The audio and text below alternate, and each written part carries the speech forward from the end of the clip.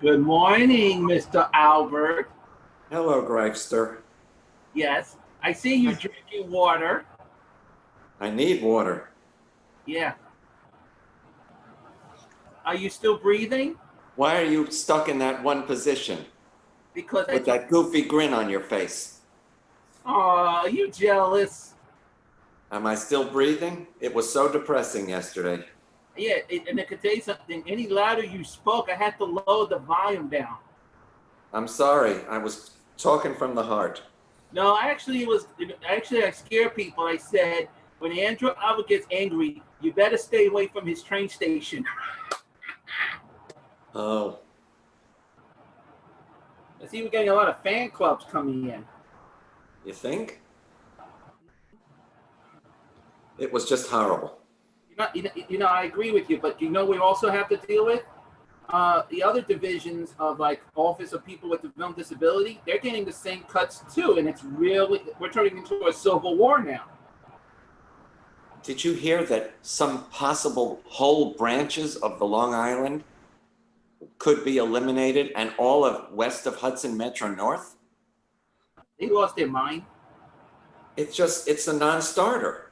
Here's my one question. I already got people panicking on the Montel branch.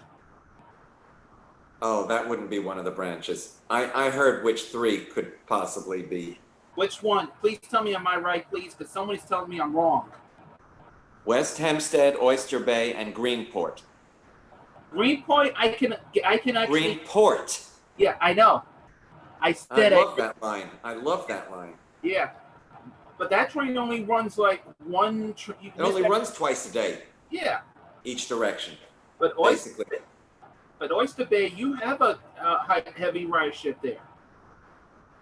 Well, there's been talk over the years of having a scoot, like Helena Williams used to like to call a self-propelled vehicle, run from Oyster Bay to Mineola, and then you would have an across, you would join there with the main line. But you mean run a shuttle?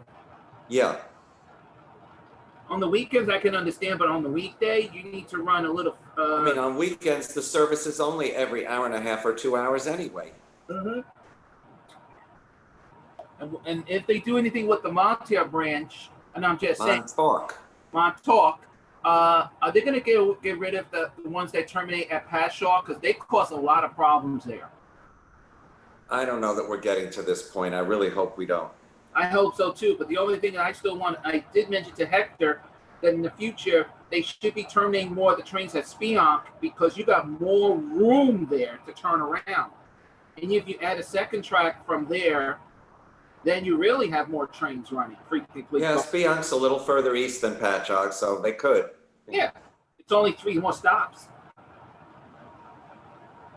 Actually, in the old Long Island Railroad, it was several more stops. It was after Patchogue, it was Blue Point, Bayport, Sayville, Oakdale, Great River, Bellport, and then Patchogue. So technically, it's a lot more than 3 stops distance. Yeah. Yeah. When you had all those stations, which you don't anymore, obviously. Mm-hmm. And speaking of Metro North, here is Mr. Randy. Here is Mr. Randy. Yeah. If you want to discontinue the Hudson line, that's a suicide mission. Oh, please. And you expect Orange and Rockland County to continue to pay to be part of the MTA when they're getting no service? Give me a break. Yeah, Andrew, you're not the only one because that line is very heavy. Very heavy. Randy's using his Yankee Stadium 161st Street opening day Yankee game background.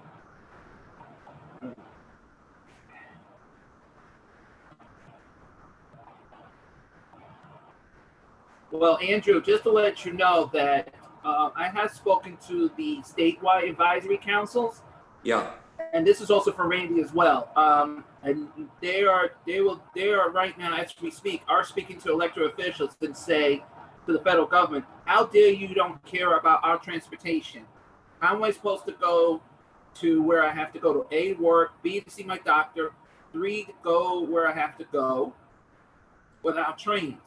That means you're not just killing the regular customers, you're hurting seniors and people with disabilities.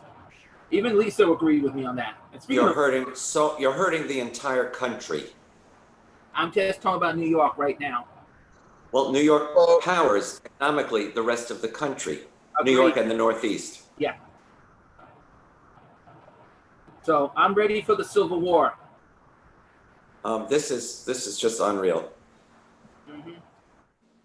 Absolutely right. Hi, everybody. Oh, Randy, look I at guess I that. don't have to send you the link.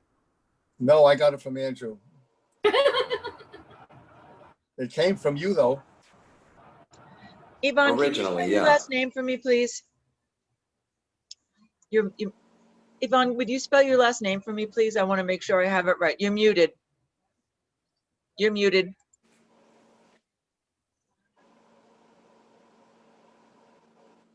You're still muted. You're muted. Okay. Morrow. Okay, great. Yvonne We Morrow. have you a couple of different ways in the minute, so I want to make sure that we're right. Thank you. Afternoon, everyone. Hey, Andy. Afternoon. Here we go. I'll be jumping off at 12:30 to do the Transit Museum. Well, as you jump, don't injure on, yourself. Staten Island Rail- Randy, at 12:45, we have a Transit Museum presentation today. I know, but I signed up for the one at the from the Transit Museum on Staten Island Railway.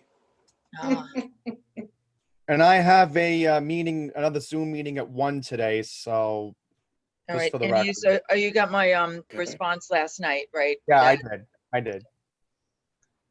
But So if hopefully you- I should be back in time for all the new business.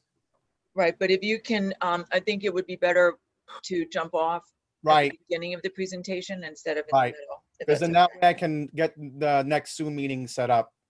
Sure. okay. Great. Let's see, and we have Stuart, Chris Grave, Yes, Chris today. let's see, Kate Kim. I see that. As Scott, opposed to yesterday. Scott is unable to join us today. Let's see, Bird is here. Oh, too bad. Um,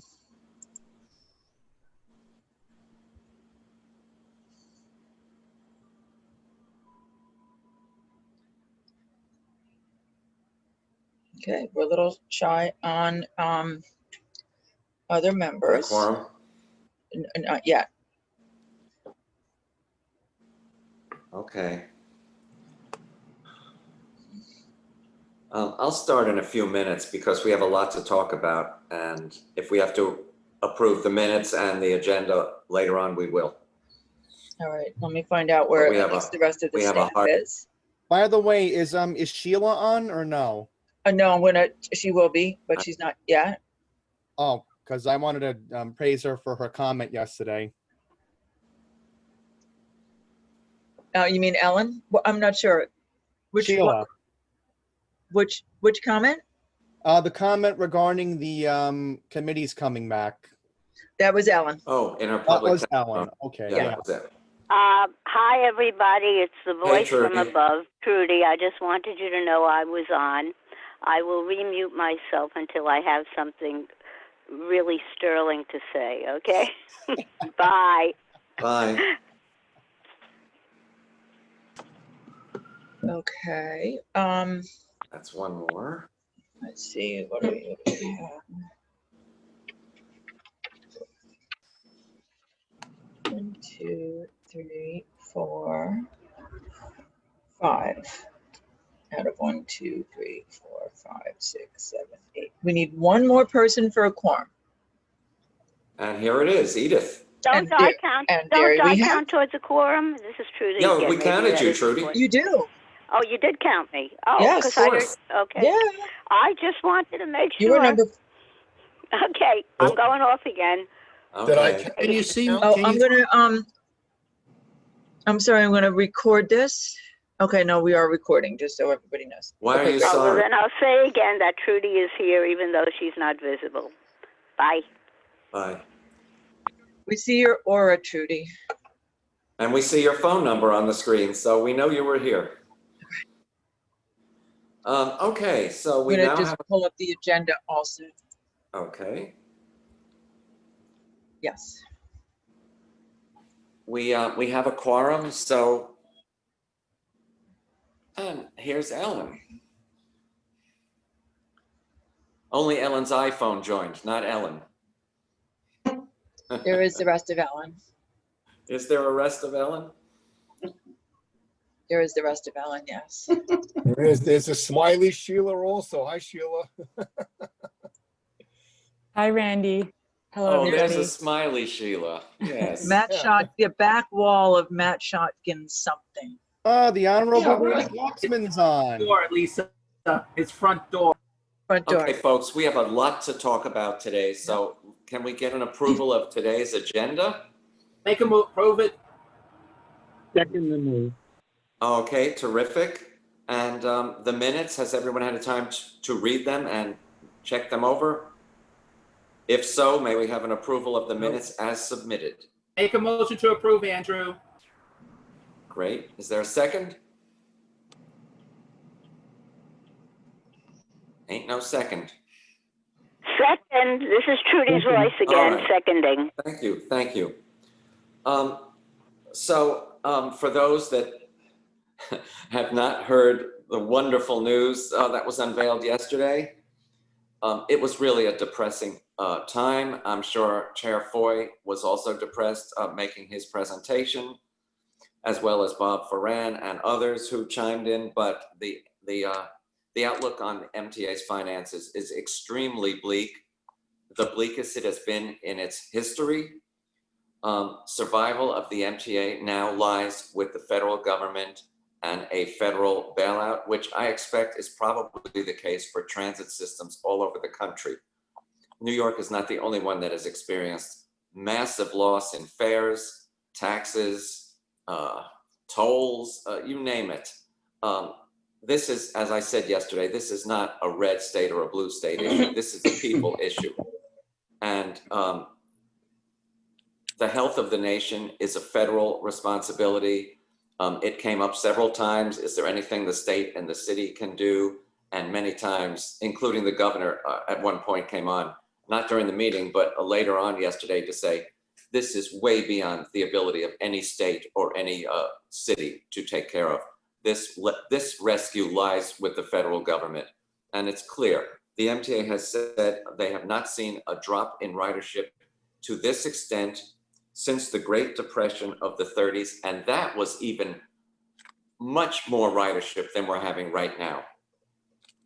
Much more. We are losing approximately $200 million per week. If we don't get $12 billion federal funding, which will take us through the end of 2021, the chairman outlined massive fare hikes, layoffs, and service cuts. The Senate is really the one who is holding up any rescue package.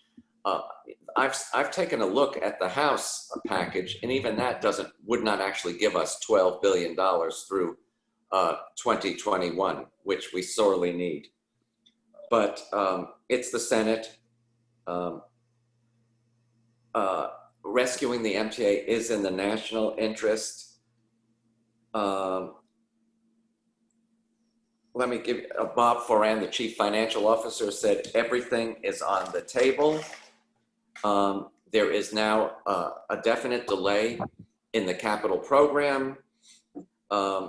Some capital funds are now going to be used for operations. I was asked by a reporter yesterday, do I object to this? I do not object to this because the capital program is in suspension. So we have to do whatever we can to keep the trains, buses, and commuter trains running. And if that means temporarily taking some capital funds, which won't be used to finance the operating department, that's not a problem to me. Bob Foran did say that toll increases will bring much more money in than fare increases. So to me, that says the toll increases are likely to be a higher percentage than fare increases. But to get to the meat of this, the service reductions that are being considered are just, I mean, the whole New York way of life where you can stroll out of your apartment or building, go to a bus or train, expect one within a few minutes, and get to your destination, whether that's work, play, restaurant, ball game, Broadway theater, or whatever, are in jeopardy if this goes through. We are talking about 40% reduction in subway and bus service. That would mean at a minimum, an 8-minute wait for a subway and a 15-minute wait for a bus. How does this advance social distancing? Clearly it does not. Off-peak service on the Staten Island Railway would be at 30-minute headways.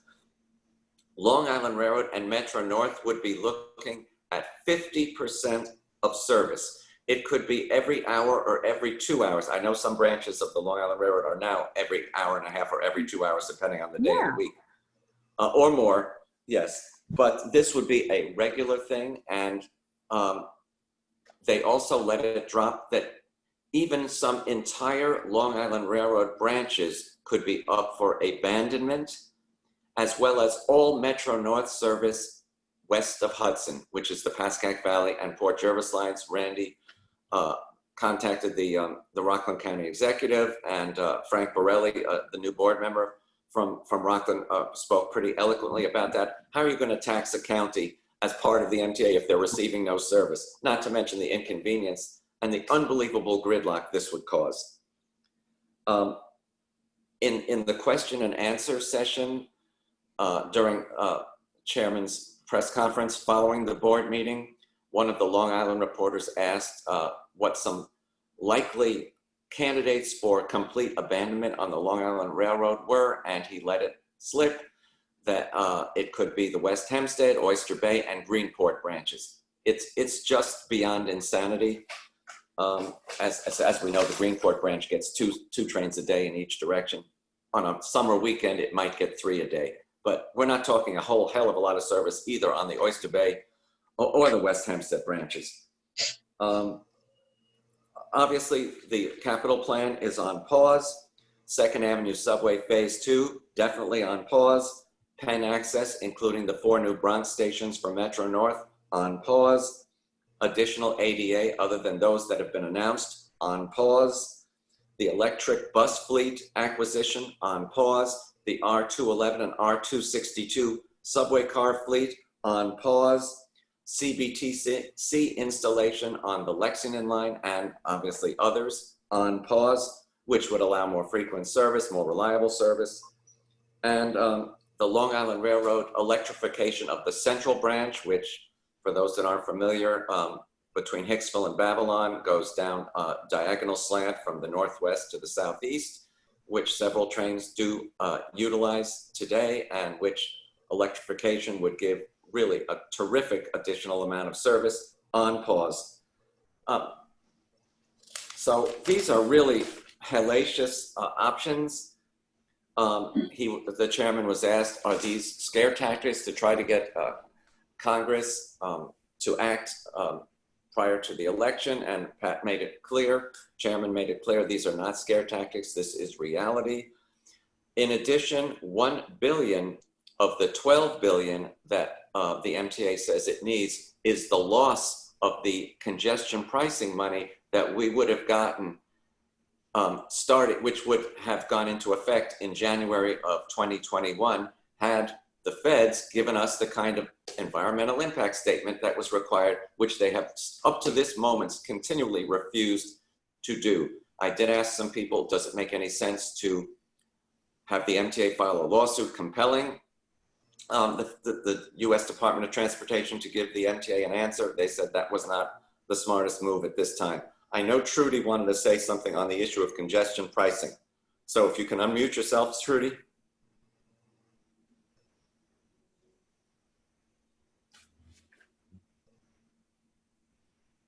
Trudy, are you there? Yeah, I just unmuted myself. Okay, great. Yeah.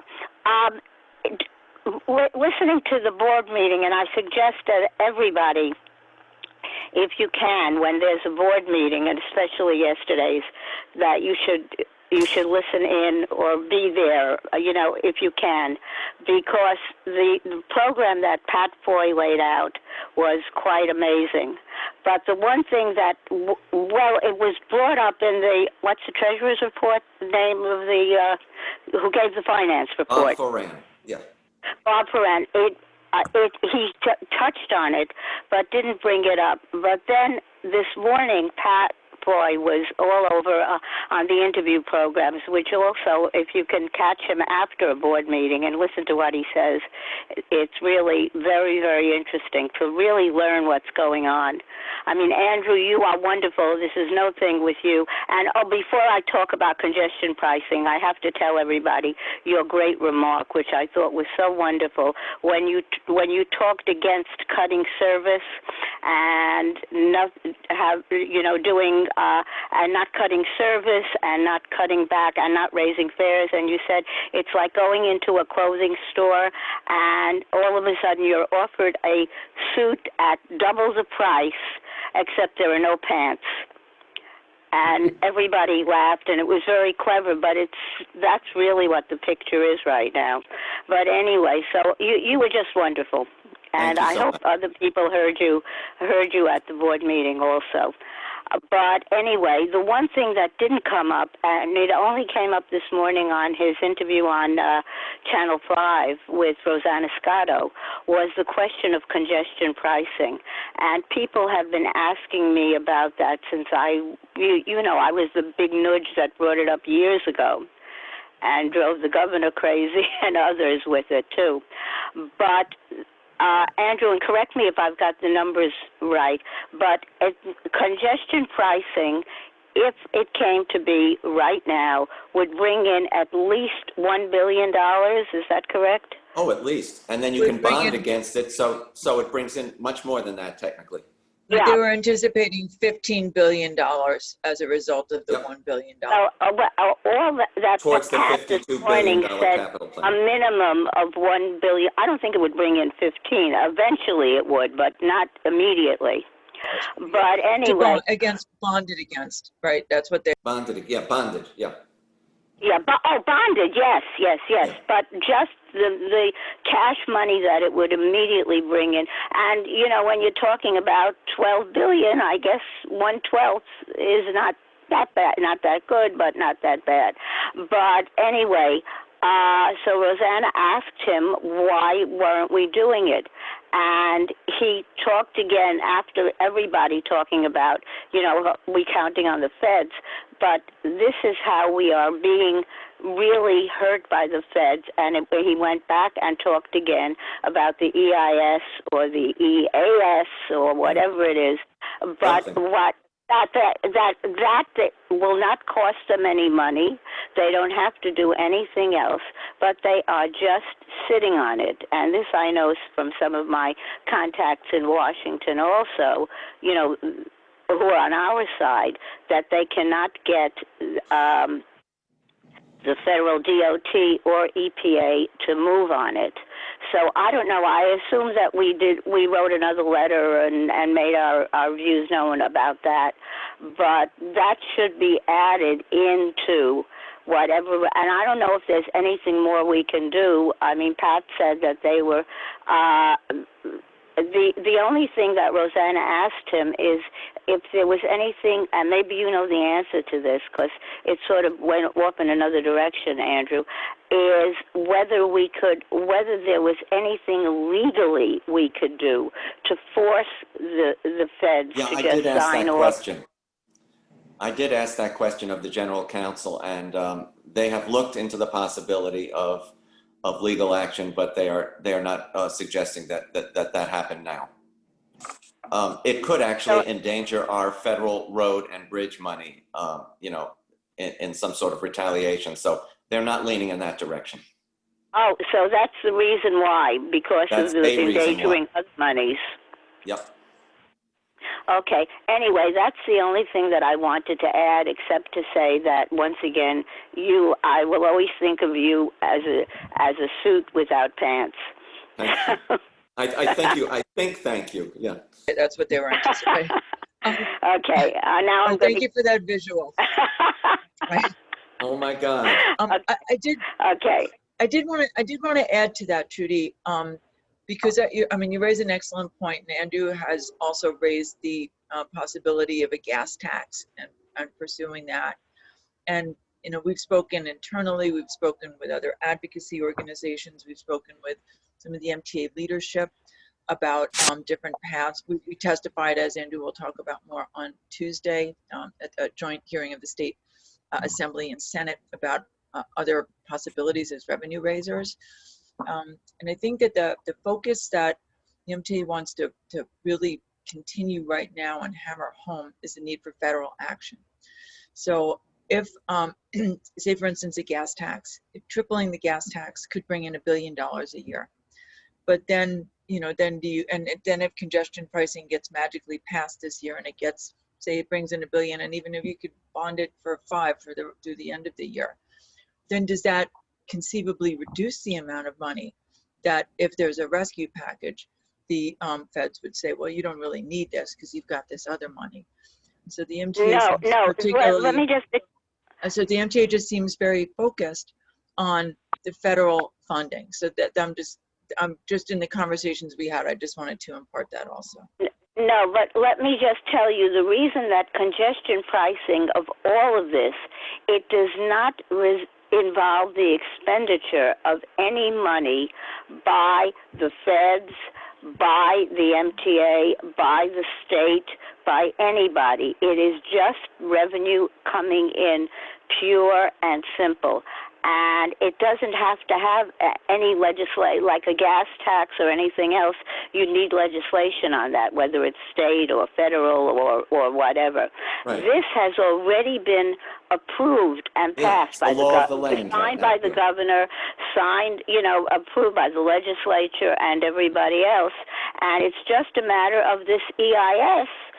They're just signing off on an EIS. I mean, it's the simplest thing, unless I'm wrong that it's not a simple thing to do. It's a simple thing, and obviously it's a positive development for the environment, which is the irony here, that it's being held up when it will be positive for the environment. Actually, though, Trudy, there is some expenditure of money because the readers across 60th Street from river to river would have to be installed.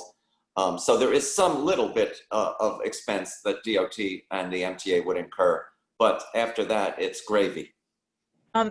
Andrew, Edith has her hand up. Oh, I didn't see. Sure. Okay, I have a couple of questions. First of all, what is the current gasoline tax? I'm not a car owner. You're asking the wrong person. 8 cents. It's about 8 cents. It's actually, Sheila, do you want to give that more complex answer? Because I just asked Sheila to look into the additional numbers, but it's 8 cents as one part of it. It's not the only component. There are a number of different aspects of the gas tax. 8 cents comes to New York State. Is that correct, Sheila? Nod, yes or no? I'm looking at Google. It's 45.6 cents a gallon in New York State. Right. Okay, but 8 cents of it is 8 cents of it is apportioned. It's federal. Right, Sheila, go ahead. Oh, okay. There's different taxes for gas, but for New York State, it's 8 cents per gallon. And then from that money, even less goes to not all of the 8 cents goes to the MTA. And my advocacy for this rests on the fact that gas prices fluctuate from day to day, from week to week, and from gas station to gas station. You know, of course, how many, when New Jersey had a really low gas tax, which has since been raised and money's gone to help New Jersey Transit. But New Yorkers fled to New Jersey. Even with the toll, it was worth it to load up in New Jersey and come back. That's how low their gas tax was. Now this tax, excuse me, can I finish? This would affect all of New York State, even areas without mass transit. Yes, but we have, in my community board and elsewhere, we have said that a portion of the gas tax could be used to fund upstate roads and bridges. That's how you get the rest of the state on board. Those that don't have mass transit systems. Buffalo has one, Syracuse and Rochester have small ones, but for those that don't, roads and bridges would get a piece. Yeah, but Andrew, there is really objection. Hello? Yeah, we hear you. I can't tell when I'm muting and unmute. I think I'll just leave myself unmuted, but We keep hear my you. mouth shut. I want to say something. Okay, but there is, just so you should know, because you know I have a lot of upstate legislative contacts, and there is really one of the total things that most of them agree with, and both Democrats and Republicans, but from upstate, is that they don't want this and they would be against it.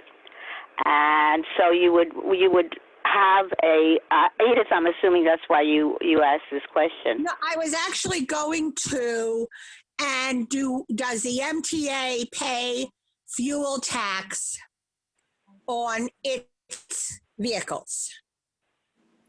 That's where I was going. I see. So would they be subject to the gas tax is what you mean? Right, so if we get a gas tax, does that mean that the fuel we put in all of our vehicles is going to go up? So it's an expenditure as well as income. I mean, That is certainly, true. I mean, look at Suffolk County. It's got no service on Sunday. I mean, come on, give me a break. This is ridiculous. It has no bus service. No bus service, No right? bus That service, keeps going right. back and forth. We did speak to both Randy and Jerry Bringman, our other chairs who are in Lust, outside of New York City proper, both signed on to in support of that. However, I mean, the gas tax is, we can debate it, we can discuss it, but it's not going to happen right now. So No, the it's an critical election thing year. is to continue But besides moving. that, Right. upstate certainly has to see that a healthy New York City region with a functioning MTA is good for their bottom line as Andrew, well. they don't care. But If there's it also doesn't help transit. them directly and they can't see it, believe me, there have been so many discussions about this. Unless And they drive it There's every also- day. What about the upstate There's towns also that house there's also subway car transit throughout New manufacturers? York State. There's also Andrew, transit you're throughout talking New York State. logically. There are You're buses dealing and with a lot systems of, everywhere. don't forget, you're dealing with a lot of illogical people. And whoever made the comment that this is an election year, we can't even mention it until after November I know. 3rd. So, yeah.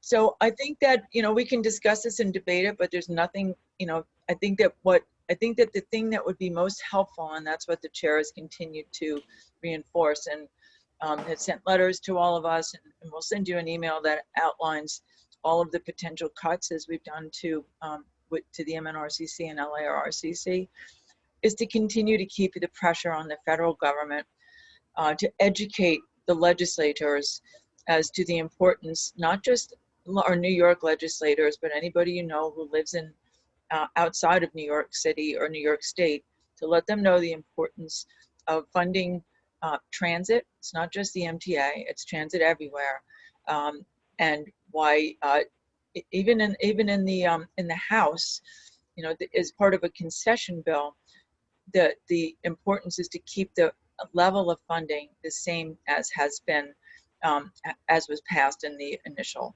act. So the conversation about the gas tax can happen for hours, but it's not going to happen. The gas tax is not going to get increased or decreased right now. I think that it would behoove us to spend our energy. But it's really good that we're focus talking on about it, whatever and even ways- some of the board members It were. is. Absolutely, and we should continue that conversation. But I think that if we're going to really, that should be part of the focus. But and it would also show that New York is making an effort to support its own transit. I absolutely agree with that. At the same time, I think that the prize here is really at least $4 million to the end of this year, which would still leave an $8 billion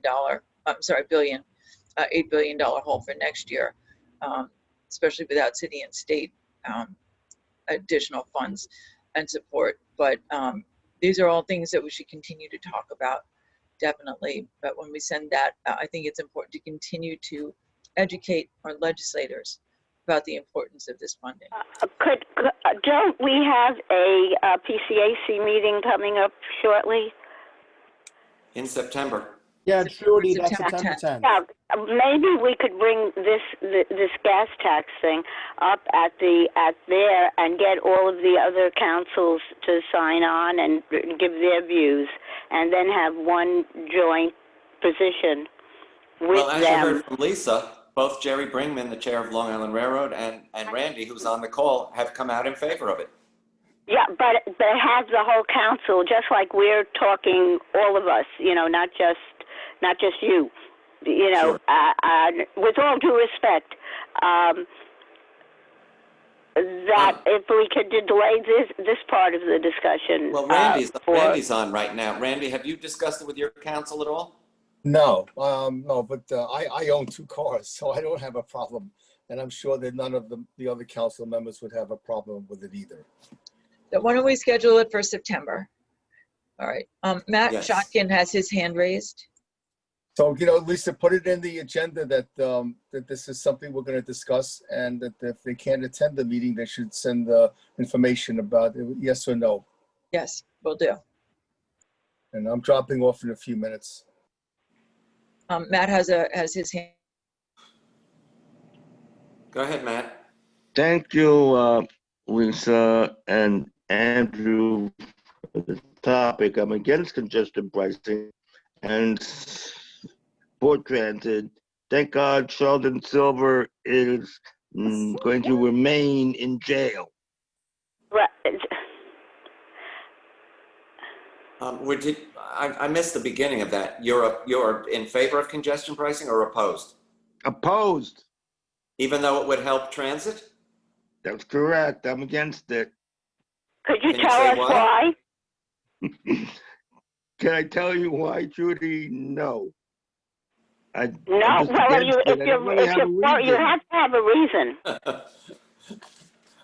I don't really have a reason, Trudy. Who lives in Connecticut now? All right, so we got your opinion, Matt. Thank you. Okay. Anybody else before we move on? Christopher, hold on, Andy. Christopher had his hand raised first. So so Andy Pollock wants to discuss how gas tax would affect Actually, Queens. no, it's about service. It's about service. Okay, but hold on. Let's go to Chris, and now we're starting to be joined by our transit museum guests as well. So hold on. Let's go, Chris first. The one thing I definitely agree, I think we need the congestion prices. We definitely need it because of transportation accessibility. I agree with Trudy on this very much because, with all this funding and all these issues that if I want to go on, let's say to Port Jervis, how am I supposed to get there? That's going to be, that means that's going to be a complete desert. For Bus. Again, it's still going to be a desert. Because you got to pray that God that bus is working and it's better to have accessibility. I know Edith will agree with me on that one because not all these buses have lifts correctly or they break down a lot. Then you're stranded, Andrew. Those trains got to run and they need to think because I've seen the Port Jervis because my family cousin who lives up there, that's the only train that runs, and that train does get really crowded during the weekday service, so they need to think about that. I doubt that it's really crowded right now, though. That I'm going to say. Ridership on Metro North is way down right now. Andrew, you may be surprised because it's not. It does go into a mall, and since people can go eat indoors, so it's like a different world. Yep. But I think also, I'm definitely glad the word they're saying they're delaying the capital for the elevators. I'm glad they're not saying we're taking it off because then forget it. There'll be a civil war going off. Yeah, it's delayed. It's just put on hold. I like the word delayed. I'll take the delays. I'll take shelved. If I'll take that, then I don't hear that's not going to happen again. I mean, I'll take anything right now with that. But this is a serious matter that we all need to put our heads in. And we need to move on. I have quite a few more things to talk about before we go on our virtual tour. Very good. Okay. Sorry, everyone. Just a quick comment regarding how Queens would be impacted by any service cuts. So I'll try to be brief, everyone. So number one, regarding buses, I'm sure many of the council members are aware that we're Queens. We heavily rely on buses. I know this for a fact that Assemblywoman Nili Rozic is not going to be too pleased if she finds out that off-peak Q46 buses do get cut. And we're also very alarmed here in Queens regarding the Queens Boulevard line. I know Andrew was talking about signal improvements that could be on hold. Here in Queens, we heavily rely on the E, F, M, and R trains. If for any reason, and we're still hoping, Passengers United is praying for a miracle, that the federal government will come through and we will get the 12 billion. If we do not get the 12 billion, we are at risk of only, number one, less frequent service on the E, F, M, and R lines, but also we could see huge delays and impacts going forward if the modernization project that was approved by Andy Byford doesn't get completed.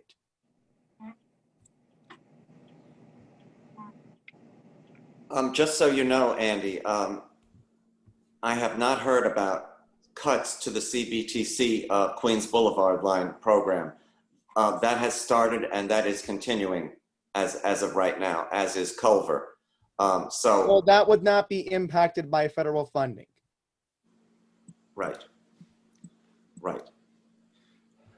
But overall, buses could be impacted, is what I'm trying to say. We're more. Well, yeah, you're talking about a 15-minute wait for a bus and an 8-minute wait. Of course, the Queens Boulevard line does have 4 lines, so they fare better than a single line, you know, like the R between 95th and 59th Street, for instance. Or the 7 between Flushing Main Street and 34th Street Hudson Yards. Well, they already have the CBTC, so, but yes, you're right. All right, so that was just my quick comment. Okay, can we move forward now?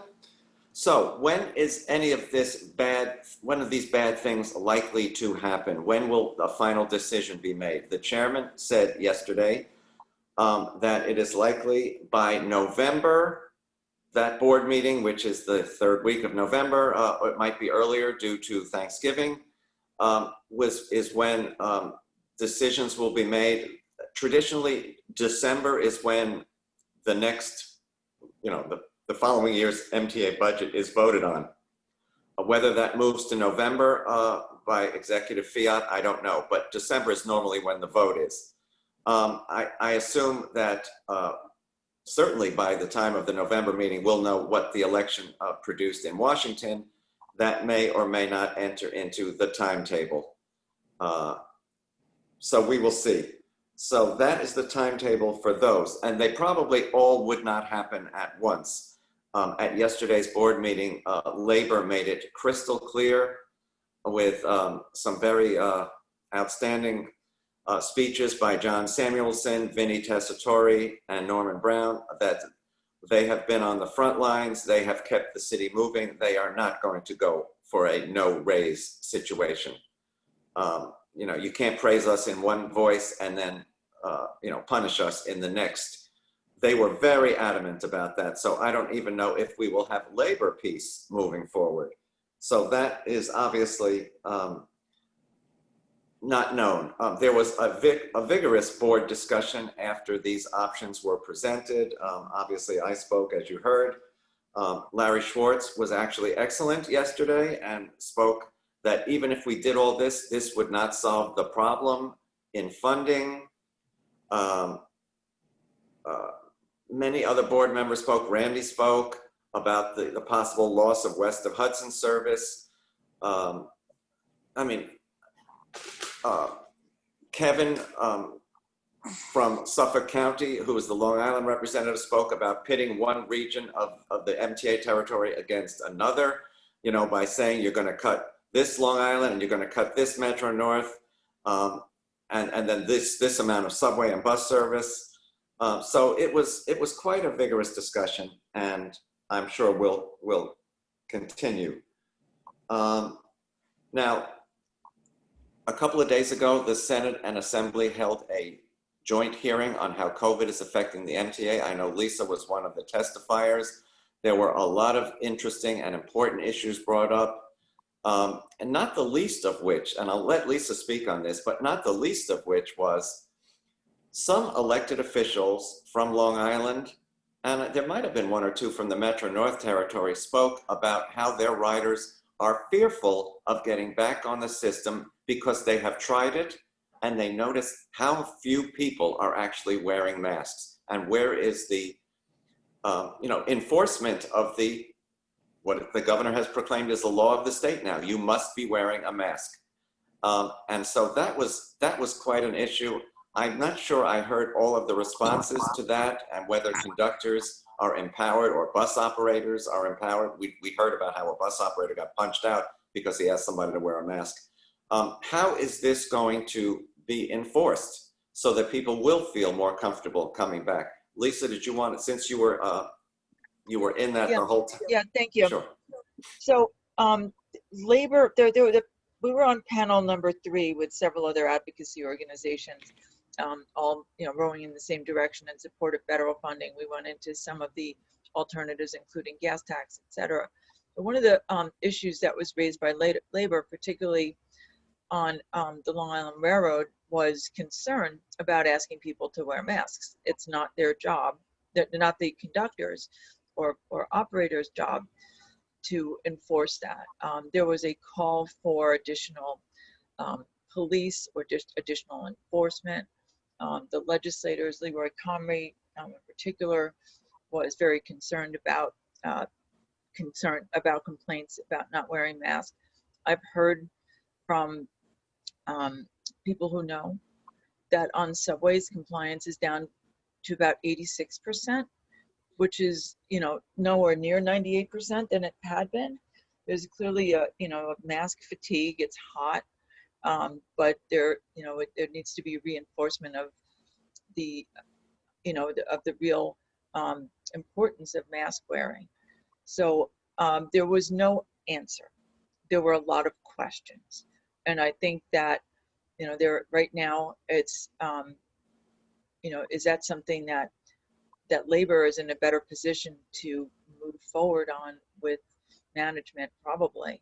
But I think that riders continuing to call for some kind of obviously at the beginning when people were dragged off of subways and buses and arrested and tackled to the ground, that set a tone for the true what everything that could possibly go wrong when you use police to enforce mask wearing. There would seem to be, and we as PCAC have continued to call for data-driven deployment for any new or all of the MTA police officers, and there's an opportunity to see how that could be handled in terms of mask enforcement. Some of the other advocacy organizations who have signed on to a reduction in the police force, again, which we have not, talked about other systems that have used ambassadors, that use, not armed officers, but use other kinds of emissaries to enforce mask wearing. The question is, enforcing mask wearing, do you throw somebody off? Do you arrest them? What do you do? What steps do you take? So that's a question, but I don't, I think that there was not really a satisfactory answer, but that there was a continued agreement that it's an important issue and it needs to be addressed. Absolutely does, because we want people to feel comfortable returning, and it's likely after Labor Day that we will see hopefully larger crowds on the subways, buses, and commuter rails as people return from summer quarantines or whatever. So that is really important. Let me bring up some other things. I was kind of horrified to hear about the continual smashing of windows on the 7 and the other lines. I spoke with the acting head of subways a few times about this. I was under the mistaken impression that some of these acts of vandalism were actually occurring in the Corona Yard. That is not the case. They are all occurring en route some in the Hudson Yards station itself, but many others en route. I'm told that after a train is damaged, it is then taken to the Corona Yard, and that's where the police do their examination and interview of transit personnel, and that's why it appeared that the Corona Yard was the site of some of these. It is actually not the site of some of these. And I'm also told that they are getting very close to arresting a suspect, which I think will be great news. This person desperately needs help, and maybe he can smash rocks in a prison somewhere or something. But this is costing a fortune, and we don't even have all of the glass necessary. So this has actually caused, on one of the only 2 lines that has CBTC installed and which has seen an uptick in frequency, this has caused some service cuts on the number 7 line because of this kind of vandalism. It's just insane, and we hope they catch this person really, really soon.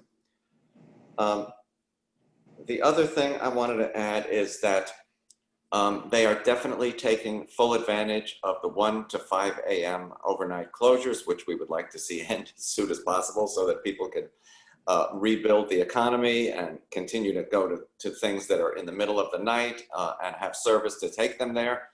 But as you well know, after 9:30 p.m. and all day on weekends, there is no Lexington Avenue line service south of Grand Central. They are repairing tracks and switches. And in September, the last 2 lines on the E, Parsons Archer and Sugfin Archer, will be closed because I'm told that the tracks there, desperately in need of rebuilding, haven't been rebuilt for ages. And so the service will only go as far as Jamaica Van Wyck. For those that need connections to the air train at Jamaica Station, Metro cards will be cross-honored on the Long Island Railroad, so that is definitely good news. Very quickly, Andrew, they are going to be having town halls regarding the Jamaica work. Yes, I know they are. I've been told that some politicians have gone a little ballistic about the announcement of this and the rapidity with which this is going into effect.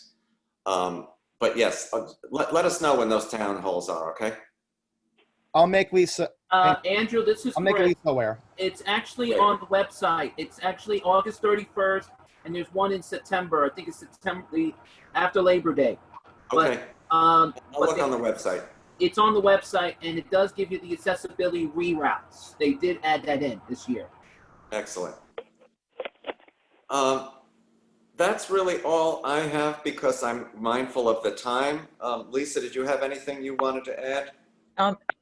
I would continue the conversation after. I see that we have our Transit Museum tour guides with us. I see we've been joined by Conchetta, Kate, and Nico. I think that you're with the Transit Museum also, or no, you're with? Yeah, the 3 of us are Nico. with the Transit Museum. Yeah. Terrific.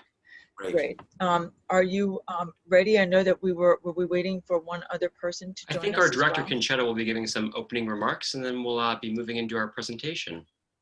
One of the reasons that we asked for There's this, Jennifer. Right. let me just say one more thing. The reason we asked for this virtual tour of the car types was because many of our meetings we've had a discussion over entry for people in wheelchairs, entry for others, where handholds are going to be. We've talked to people about next car generations and how we can incorporate some of the lessons learned. So we thought that visual inspecting each car type, where the entrance and doors are, seats are, handholds are, would be instrumental. And with that, I'm done. So I have enabled screen sharing. So and then Jennifer, thank you for joining us as well. We appreciate your being here with us. And I see that there are a number of hands raised, but let's come back to those questions afterwards. In my conversations with Jennifer, we talked about doing Q&A at the end. If you have something that you can't possibly hold to the end, you can include it in the chat, but it will likely not get answered until the end. Did I capture that, Jennifer? Perfect, thank you. And I also Just wanted to let you know and everyone know, Lisa, that our director, Conchetta Bensavenga, is joining us as well to say a quick hello before we begin. So before we turn it over to Kate and Nico, who will do this great talk for us, I would just like to pass it over to her to say a quick hello. Hi, everyone. It is so nice to see so many familiar faces and to see some folks who I haven't had the pleasure of meeting yet.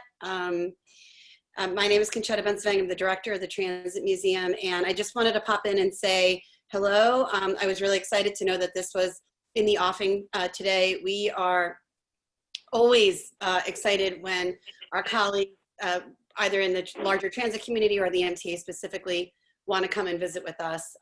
This has been an extraordinary time for the Transit Museum, like everyone else. We have been closed to the public since March 13th. And we are working really, really hard to try and figure out a reopening plan that works for the MTA, for us as the actual arts and culture institution, and then also for our nonprofit, the Friends of the New York Transit Museum. I know that you guys know a thing or two about straddling the line between two different entities, so that should be familiar to you all.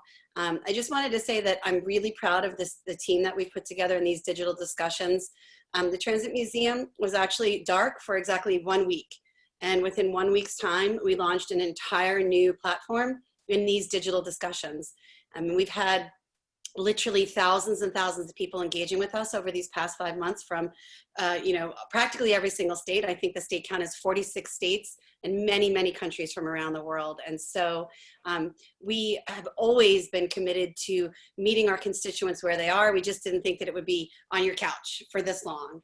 I really just wanted to stop by and say that, it's delightful. We're delighted to be able to do these types of talks. I know that you're going to have a great conversation today. The Transit Museum remains an integral part of New York City arts and culture, and certainly our transit history. We look forward to seeing you again and being able to welcome you as soon as possible. We're working really hard on trying to figure out when that will be. And I think that's it for me. And I'm also going to hop off. Rumor has it that sometimes I throw people off when I stay on these chats, so I'm going to let the experts kind of do their thing. But I just wanted to say hello, welcome. It's lovely to see you, and we're really happy to get to spend this time with you all today. And museums are open again. Yeah. Many museums are, not all. Many museums are. All museums are working really hard to try and figure out what the best path forward is for that. Yeah. But however, I will say that the gift shop is open, and you've got some really cool masks and t-shirts and a number of items that are definitely worth,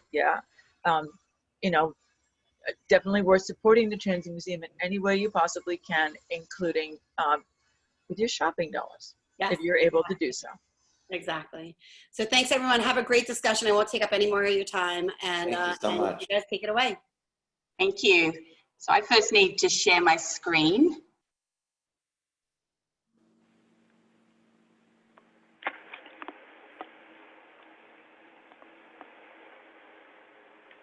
And Kate, while you're doing that, I'll just hop on to answer a quick question in the chat. Someone came on and asked if it's the same presentation as given during the ADA celebration.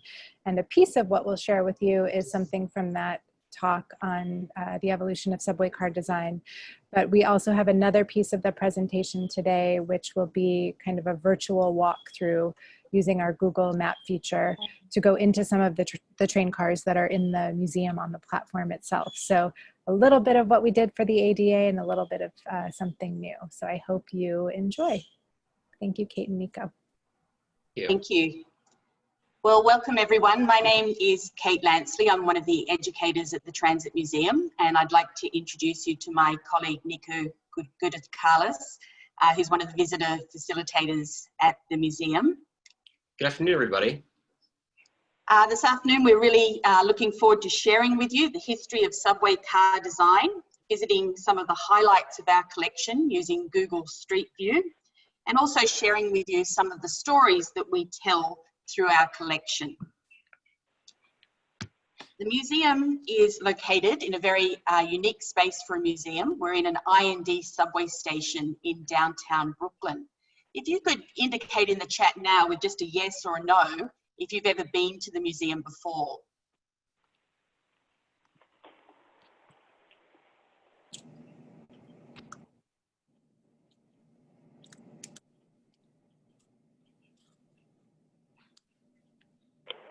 Okay, so it's mixed. We've got some that have been before and some that this is an introduction to the museum.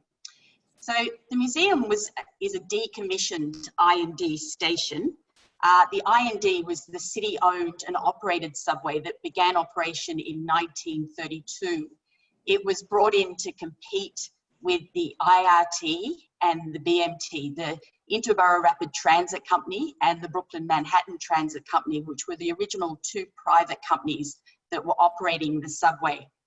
The I&D, the independent subway, was the initiative of Mayor John Hylan, who was Mayor of New York City from 1918 to 1925, and he felt really strongly that transit should be owned and run by the city. You can see here a 1938 I&D station guide.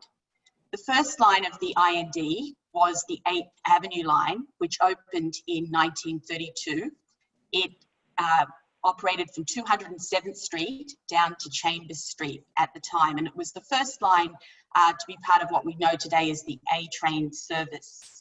But by 1936, it was extended as far as Rockaway Avenue as part of the Fulton line. And as part of that extension, the building of the Fulton line, the Court Street station was built as a stub station off Hoyt's Skremmerhorn. Originally, there were plans to extend the line westward, possibly into Manhattan, but none of that ever came to fruition. This, of course, was the era of the Great Depression. And instead, the HH shuttle, which you can see listed here, operated between Court Street and Hoyt's Skremmerhorn for a period of 10 years. Over that time, it linked people from busy Court Street into the main I&D line. But over the 10 years, the numbers actually using the line began to dwindle, and eventually the station was decommissioned. The station itself, it lay empty, first of all, from until 1976. It was used for storage, it was used for film shoots and for track training. In 1976, it opened as the venue for the New York City Transit exhibit, which was actually meant to be a temporary exhibit for the bicentenary of the United States, but it was so popular, it never closed, and it stayed open and eventually became the New York Transit Museum. But you can see here the mezzanine of our station, looking down there towards the platform.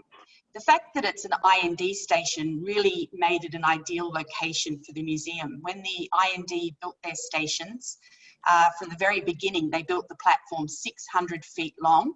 So down on our platform, we can accommodate approximately 20 train cars from all different time periods in New York City's history. And on the mezzanine, there's plenty of space for exhibits. We have some permanent exhibits on the mezzanine, such as our Ticket to Ride exhibit, which is about the history of fare collection. We also have Steel, Stone and Backbone, which is about the construction of the first subway lines in New York City, and also a number of rotating exhibits. So thinking about the highlights of the museum, I think it's fair to say that one of the biggest, most popular highlights is our elevated train cars, which were the first form of rapid transit in New York City. You can see here, pictured is the Brooklyn Union elevated train cars on a nostalgia ride back in 2017. You'll notice these train cars are made of wood. They have no doors along the side. Instead, there are the doors at the ends of the cars. And these are the three that are in our collection on the platform at Court Street. But first of all, I wanted to put them in context. Elevated lines began operation in New York City in the 1870s. Public transportation, of course, had begun before that time in the 1820s and 30s with omnibuses and horse cars, but they were often stuck in the crowded city streets and they could only move so fast. So this was the first form of rapid transit. These elevated trains were originally pulled by steam engines that could move at about 12 to 15 miles an hour. They were high above the city streets, and they were what first allowed New Yorkers to start moving in greater numbers uptown and out to the other boroughs to better conditions. So let's zoom into the museum to have a look at these elevated train cars. Here you can see the three of them sitting on the platform at Court Street, and we'll head inside this one. I'll give you a minute to look around. Perhaps you could add into the chat box the first word that comes to mind when you look at this elevated train car inside.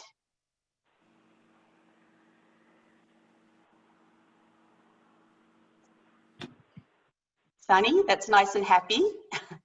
What other impressions do you have of this train car? Comfortable, a warm glow. Certainly lots of people comment how comfortable they are. Lots of people say, I wish we had these beautiful rattan seats today, and they certainly are beautiful. They weren't so practical. They used to get very dirty. They were hard to clean, and the bits of rattan would break. Yes, beautiful wooden train cars. You'll notice the straps hanging from the ceiling. This is where the word strap hanger came from. You can see the individual light bulbs. You'll notice there are only 2 doors, one at each end of the train car. So if you think you have difficulty getting on and off the train car today, spare a thought for the people that use these elevated train cars long ago. What are the things that stand out to you that are really different compared with the train cars, the subway cars we ride on today? You can add just one thing into the chat.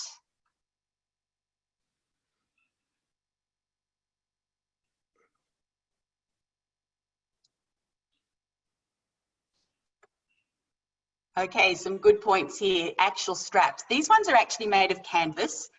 Since this video was taken, the museum has now had the leather straps added into the train car, which is what the train cars originally had. I noticed somebody's put the word ventilation with a question mark, which is also a really good point. One of the things people say when they first arrive at the museum, they say, wow, these are just so beautiful. And I get them to think about, well, what would have been actually like sitting on one of these train cars? Imagine on a hot summer's day in New York City. Of course, there's no air conditioning, there's no fans. You basically had to open the windows and in would have come the hot, sticky air. So perhaps not so comfortable to ride on. And yes, this is the era before fluorescent lighting. Back at this time, of course, there were no speakers. You would have had a conductor in every car making the announcement, and the conductor used a bell to communicate with the motorman. I think one of the things that people love so much about these train cars are the advertisements. They really are a window onto the past. These are all reproductions of advertisements that would have existed in these train cars during the years of operation. And people recognise so many brand names that are still around today. But I think they tell us a lot about life at the time. Notice the sorts of things that are being advertised. Lots of everyday products, food products. It's a time when life is a lot simpler. I'm noticing someone mentioning in the chat the very narrow aisles. These elevated trains were built to the same dimensions that IRT, or I should say the IRT cars built their trains to the same dimensions as the elevated trains. But of course the IRT cars, the number trains today, they don't have any seats coming out sideways, but having seats coming out sideways on this car really does make for narrow aisles. These cars made a huge difference to the city. The population started to move out to more spacious conditions and improve their lives. But over time, they became to be regarded as urban blight. The tracks blocked the sunlight on the city streets. Crime developed underneath these dark tracks. And of course, the tracks were subject to the weather. And this was really brought home in March 12th, 1888, when New York experienced one of the largest blizzards that's ever experienced. It's still in the top 5 blizzards that New York has ever experienced. March 12th, really late in the winter, the city received an unexpected blizzard with 21 inches of snow. Probably the biggest challenge, though, was the winds. The winds were 45 miles an hour and up to 54 miles an hour for some of the wind gusts. And snowdrifts of 30 feet developed. On that day, these train cars were operating, and they operated throughout the morning, but conditions gradually got worse. Eventually, the fire department came round to try and rescue people when these trains stopped in their tracks. The steam engines were completely choked, the tracks froze, and these trains couldn't operate. And it was really a catalyst for change in the city. For a long time, the issue of a subway had been on the agenda, but this really sped things up. But it had been a debate that had been going on for decades, as the story that Nico's about to tell you will illustrate. Yeah, thanks, Kate. Now, you talked about the blizzard being a catalyst for underground service, and while it definitely was, there were some other, first little attempts to go underground. And so before we can talk about the proper New York City subway cars at large, I think it's important to discuss one of the first ventures into underground passenger service in New York City.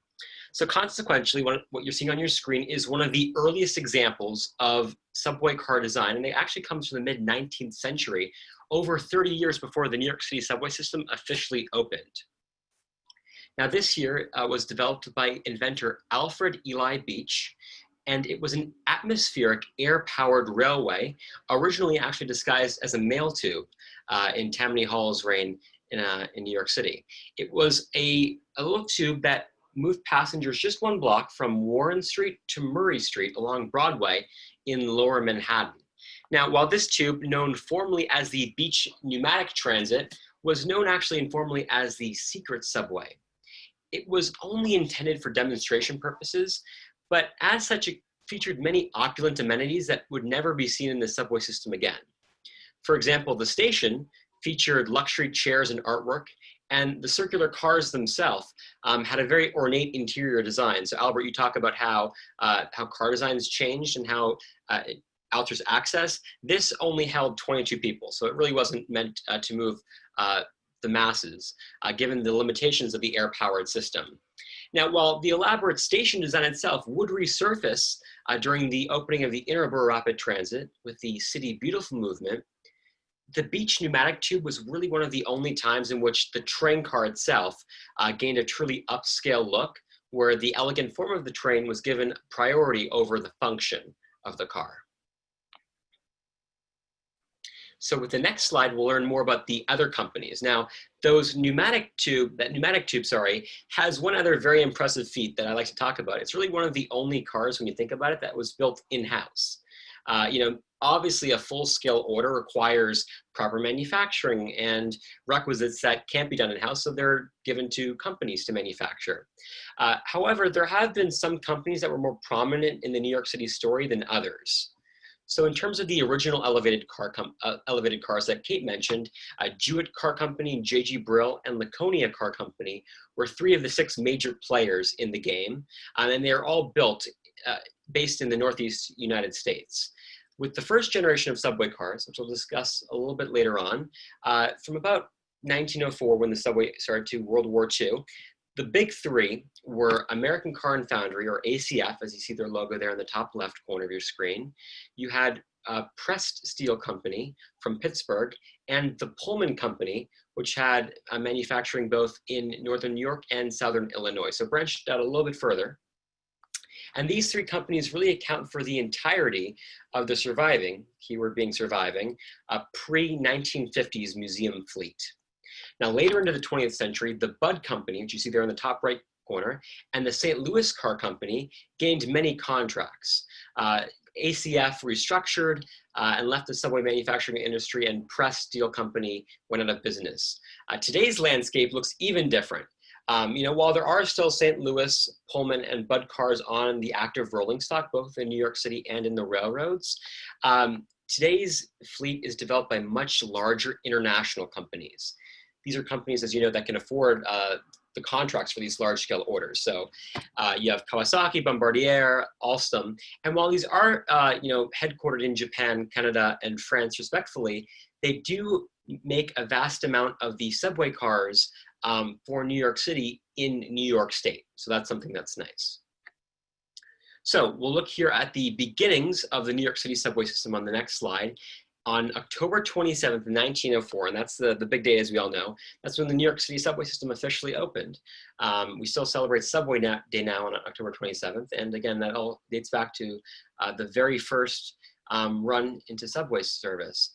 Now, on October 27th, New Yorkers walked underground for the first time into very ornate stations, as we mentioned, and into one of two types of trains that debuted along the commencement of the service. There were the composite cars and the high V cars. Now, in this era, most of the train cars were known by their defining feature. So as you'd expect, composite cars were named exactly as such. They were a copper-skinned, wooden-bodied composite car. You can see there on the top left corner, those wooden skeletons. Now, these wooden skeleton cars were actually rather controversial. You know, they weren't really beloved because there were fire concerns, and the IRT at the time had a real desire to build steel cars. So the other debut cars, known as the Gibbs Hy-Vee, named after Pennsylvania Railroad engineer George Gibbs, accomplished this. He made cars that were made of riveted steel.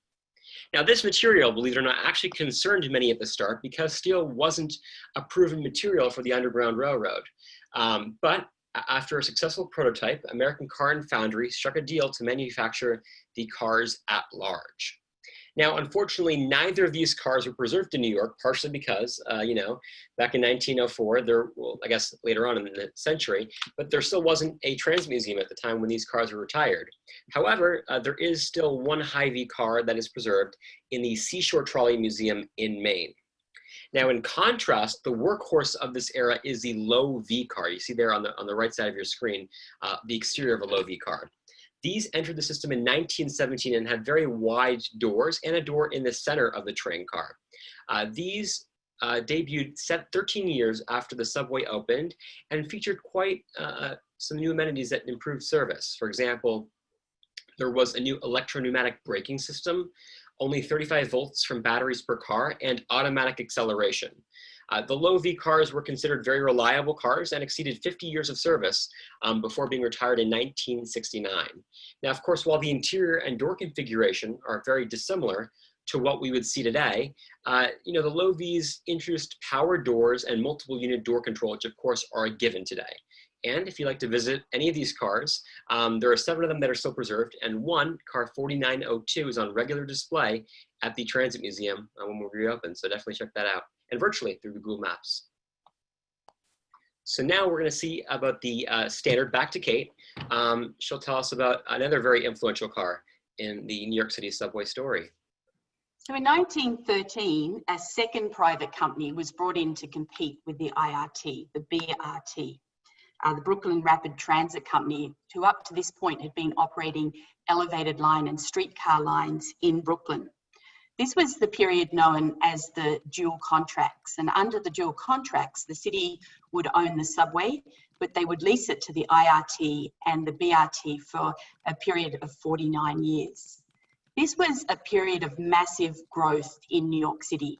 New York's population was in 1900 was 3.4 million. But as immigrants poured in from all over the world in the early 1900s, the population of the city by 1920 was 5.5 million. And city planners were desperate to move people from crowded conditions in Manhattan out to the outer boroughs. Up until this point, August Belmont, the financier of the IRT, had been hesitant to expand. The IRT had reached Atlantic Avenue in Brooklyn by 1908, but he was hesitant to go into the unsettled areas of the city. Belmont always said the profits were in the straps. In other words, the standees in the full train cars. So in front of you here is the train car that was first manufactured by the BRT standard. Back when the BRT signed the dual contracts, they informed the Public Service Commission that they were going to design their own train car. And the Service Commission responded by saying they could take the IRT car and make some modifications and of course pay the IRT royalties. But of course the BRT were having none of that. And instead they designed this brand new train car, 67 feet long, which really was called the standard because it set a new standard in subway travel. And of course, we have a standard at the museum, which we'll move in to have a look at now. So here is car 2204 that's sitting on our platform in Brooklyn. And let's head inside. So if you'd like to, in the chat, maybe just add one word that is your first impression of this train car.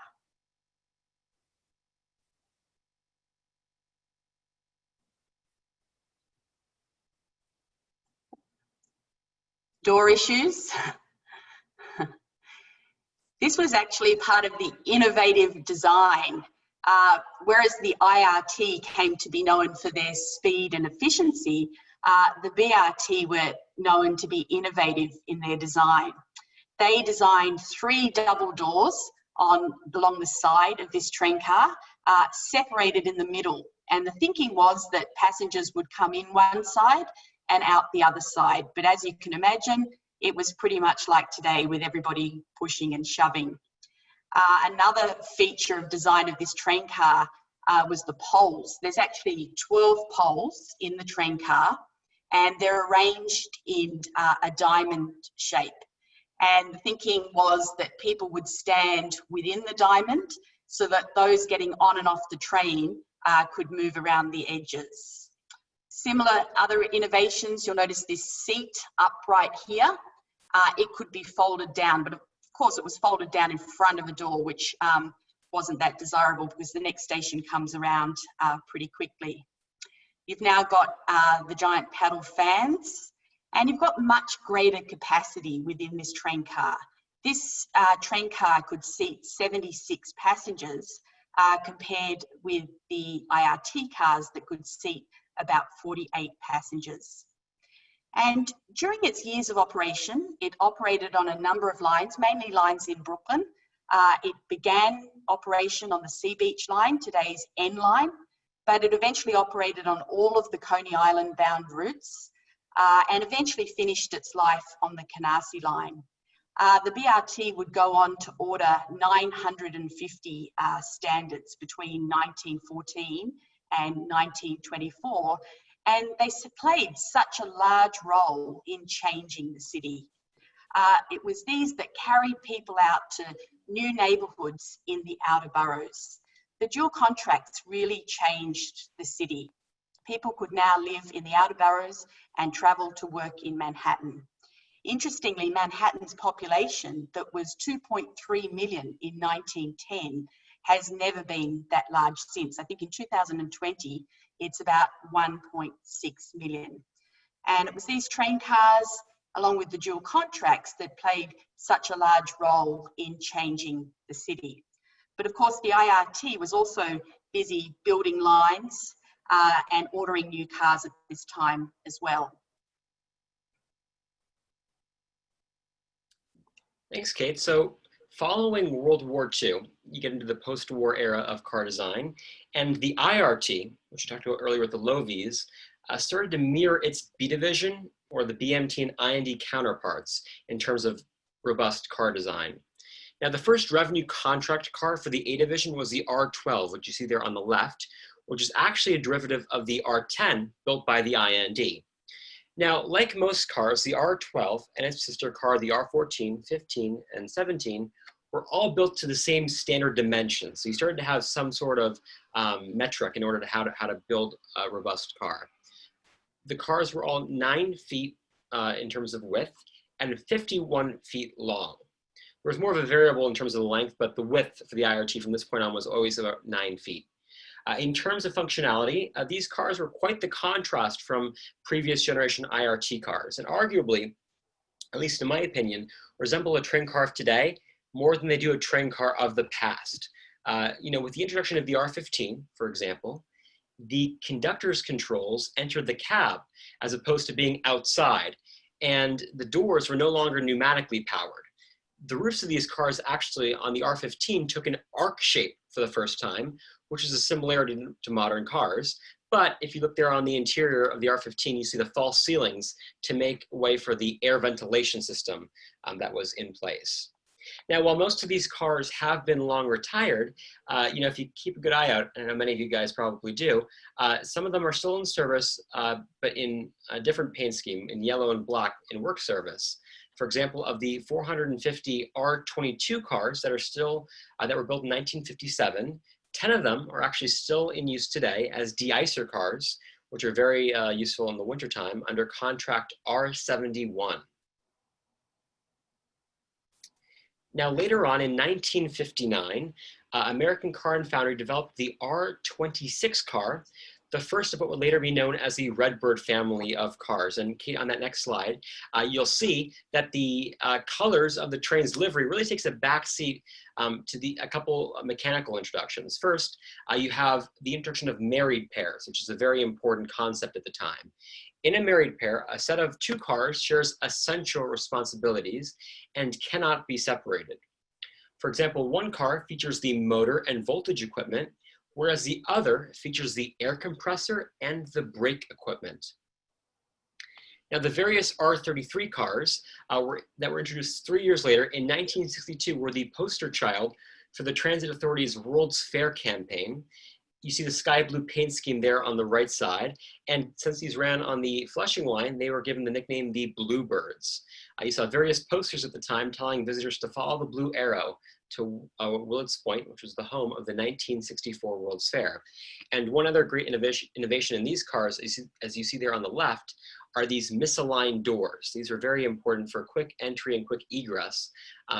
Sometimes on cars that don't have misaligned doors, you have people that like to stand right by the doors, whereas misaligned doors created a much wider space of aisle space where you're not hogging the center of the door. Now, attached to the ends of these cars were a special coil, not all of the cars, but on the 7 line specifically, you might find this circular coil that you see there on the top right, that orange circle. That was an Identra coil. It's circular in shape, and for reference, it's about 15 inches wide. It was parallel to the direction of travel, and these coils served a rather important purpose. They coordinated signals to the various receivers attached to the various signal heads on the train, on the line, sorry. After deciphering the reading from the train, it automatically configured the signals and switches. So in many ways, if you think about it, Identra is considered a 20th century version of the ATS systems, the automatic train supervision systems that are in use on the IRT today, which is pretty neat to think about. Now on the next slide, we'll be staying in that era, but we'll be going into the stainless steel era for the first time. So with that, I'll jump it back to you, Kate. Okay, so here you'll see car 8013, the R11 from the museum's collection, sitting on the 96th Street station of the 2nd Avenue subway. Of course, its arrival to this station was 68 years late. In 1947, the Board of Transportation had originally ordered 10 prototype R11s for the 2nd Avenue subway. The 2nd Avenue subway, of course, had been planned since 1920 and had been delayed during the wars and the Great Depression. But again, it was back on the agenda in the 1950s. But of course, it was delayed due to the inflation that took place during the Korean War. And these stainless steel cars that had been ordered, the first order of stainless steel cars never got to operate on that line at the time. But you can see, looking at them here on the platform, they don't actually look out of place on this modern platform. They were at the time, when they were manufactured, considered sleek, modern and futuristic, and they still fit quite well into a 2017 scene. In fact, when they were exhibited in 1948, the New York Times called them the subway car of tomorrow. And of course, at the time too, they were the most expensive subway car ever built. Each car cost $100,000, and together the 10 cars were nicknamed the $1 Million Train. They were manufactured by the Budd Company in Philadelphia, and as a prototype, they introduced all sorts of new features that would later on be used in other cars. But let's zoom into the museum again to have a closer look at the car on our platform. So here it is.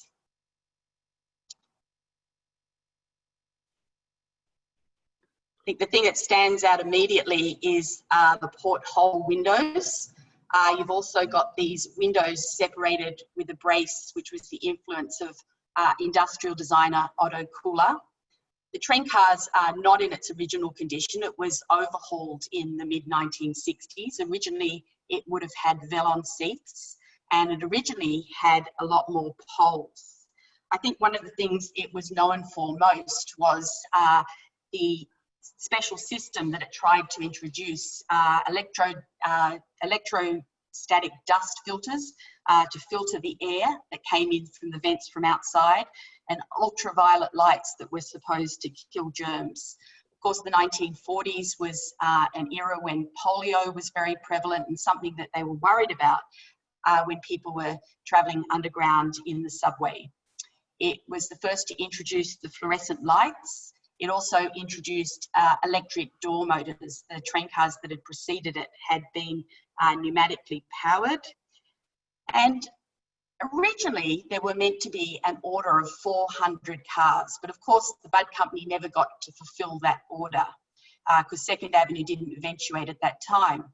That said, the Budd Company did go on to manufacture the R32 subway car, which was the largest stainless steel order at the time. And I think with 600 cars in the order, it was actually the largest order ever from an American manufacturer. And of course, the amazing thing about the R32s that were in part inspired by this prototype is that they're still operational in the subway 56 years later on the J and the Z lines.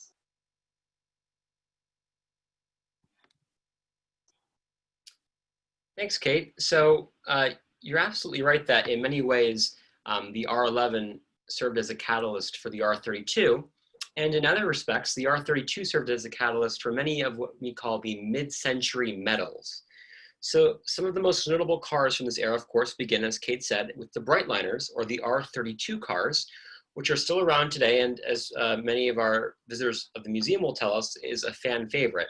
This, of course, was built by the Budd Company in Philadelphia and achieved a very lightweight measurement design, about 3,700 to 4,000 pounds lighter because of its stainless steel body. Now, you're looking on your screen at some of the other favorites from this era. You have the R40s with their slanted ends, and the R42s, which the Transit Museum helped retire earlier this year. You see there on the left, that's a picture from the retirement in February of 2020 when we sent the 42s all over the A-line to wish them a grand farewell. Now, many of these cars were overhauled as part of the General Overhaul Program in the 1980s, known as GOH. That's kind of like its little acronym. These included modernizing the interior and the body of the train to extend its useful life and improve performance. So on the top right, you see a pre-GOH R40 slant, and on the bottom right, you see a post-GOH R42. And if you want to write in the chat some differences you might notice off the bat, but you instantly see the individual straps to the poles. There's so many key differences. And again, it's kind of tough because there's not so many photographs of the pre-GOH interior that are not renderings, but the car, while it was still the same body, it did get overhauled to extend its useful life. Now, some of these overhauls actually included what's known as subway car upcycling. One example, as you see there on the left, is with the pantograph gates on the front of the train. Now, these were not present when the train was first delivered. These gates that you see, kind of like the accordion style pantographs, were actually upcycled from retired R9 cars and were painted silver for consistency. This, however, of course, did make it susceptible to rust since they were not stainless steel cars. So during the last few years of its revenue service, sometimes it did get a little bit rusty. But it is cool that we were able to find a use for these pantograph gates that were in many respects over 70 years old at the time. Now, in the next slide, we'll jump forward to the 1970s a little bit. At this point, Congress decidedly gave the MTA the control of the railroads in addition to the subway service that they already operated. So in an effort to kind of bridge a union between the two, the railroad and the subways, the MTA commuter railroad services ordered what would be known as the Metropolitans, or the M1 and M3, And for the New Haven line, they ordered the Cosmopolitans, which were the M2, M4, and M6. On the subway side, at the same time, the Transit Authority introduced the R44 cars, and later the R46, which were rather similar. Now, this was in an effort to create a very unified experience between the railroad and the subway, which at the time in the 1970s was a very audacious task given the disparity between the two. They had vast differences and they tried to bridge that gap.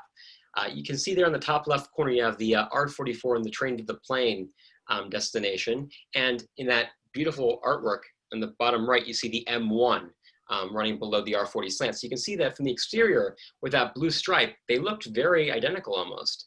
You have that blue waistline stripe, which was very synonymous with this era of car design.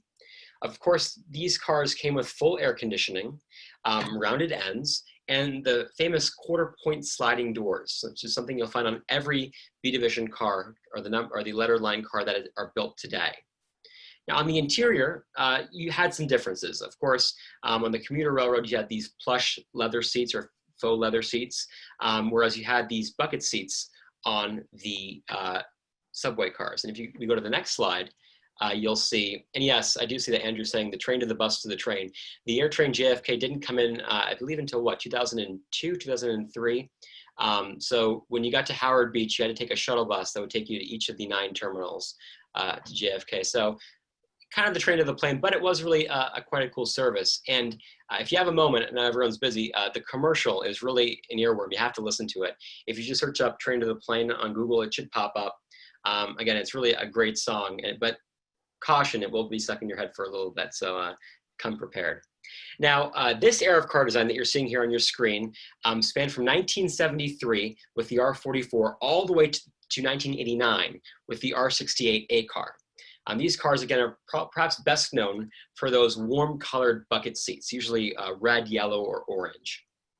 These were also some of the last cars to have seats that face towards and against the direction of travel, of course, for now, because you never know what will happen in the future. The St. Louis Car Company also built their final subway car in this era, the R44, which is still in service today on the Staten Island Railway, albeit in a very different appearance from its manufactured look.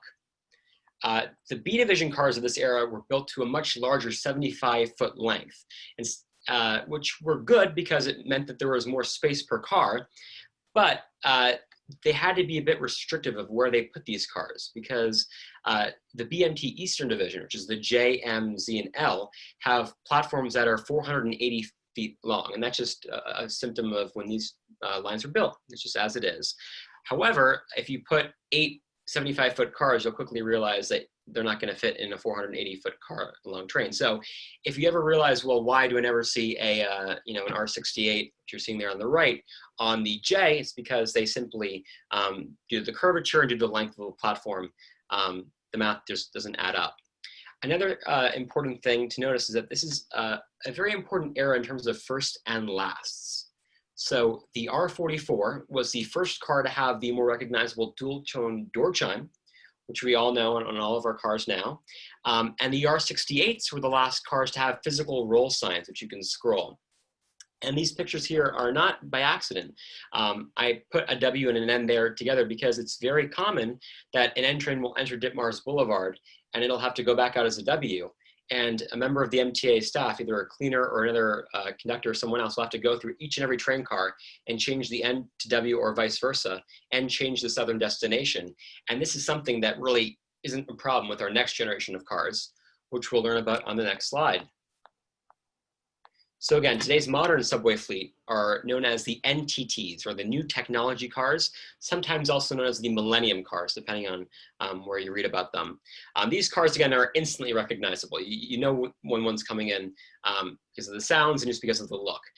You have the automated announcements, a recorded door chime, and the electronic displays that are abundant throughout the cars.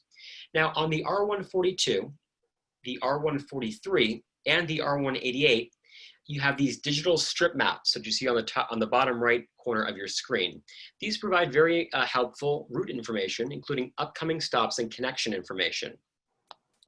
On the R160s and R179s, where the routes that they're going to be assigned to are not necessarily as fixed as they are on the A division, you have these FIND displays, which stand for Flexible Information and Displays, which include a LCD screen and stop-by-stop destination information that are flexible, again, to any given line, unlike the strip maps in which, take a long time to convert a 4 train to a 6 train or any other combination that you might have. Now, in terms of the physical interior components, modern new tech trains have that sky blue bench style seating with armrests at various points for people of different physical characteristics, which is very important.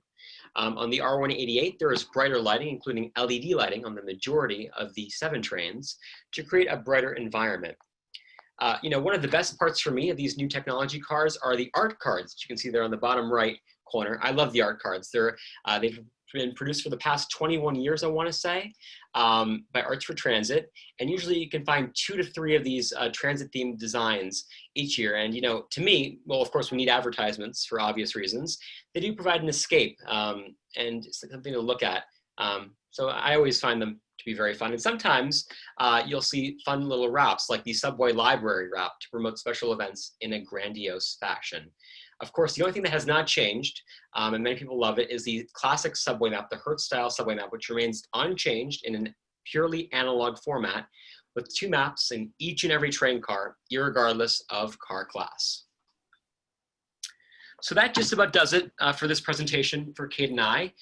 The one thing we really want to leave you on is that throughout these eras, unlike a car, which you have 2 seats in the front, 3 seats in the back, an airplane is almost always 3 and 3 configuration. The subways have always been changing because New Yorkers have changed. Albert said earlier about how the R11s have like conversational seating, and these things change because New Yorkers and their requisites are always changing, and that speaks to the great evolution of not only the subway cars, but of New York. And I think that's the best part about our museum, is that you can always look back and see how the city has changed and how the subways have changed with it. So with that, Kate and I would be happy to answer any questions you may have, and we really appreciate the time. And thank you all for your attention and inviting us to share this in your space today.